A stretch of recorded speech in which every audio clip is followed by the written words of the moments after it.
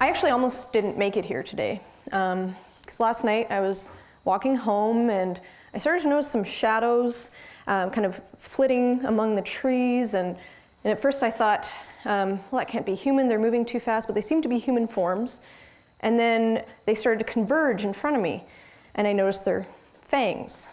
And I opened my mouth and was just at the beginning of a scream when they all immediately disappeared with looks of horror on their faces. And such is the power of garlic.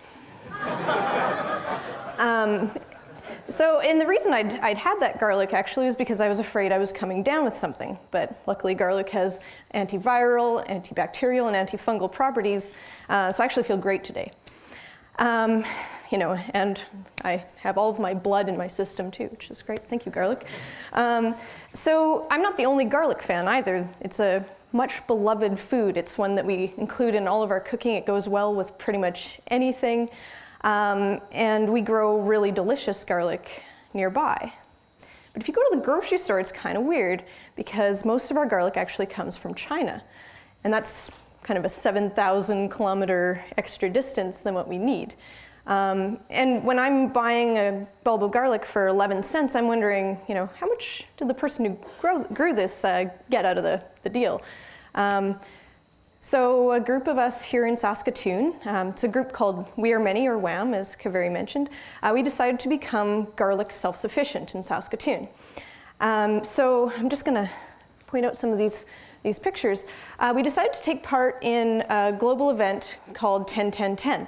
And that's a global day of action for the Copenhagen climate change talks. And this is us planting the garlic. It likes to be planted about 4 inches deep and about 6 inches between cloves of garlic, pointed up, the little pointy end up so it can sprout. And we spelled out 350 with garlic cloves there and a bunch of happy faces around. And we actually won a North American-wide contest. This is why I love Saskatoon, by the way.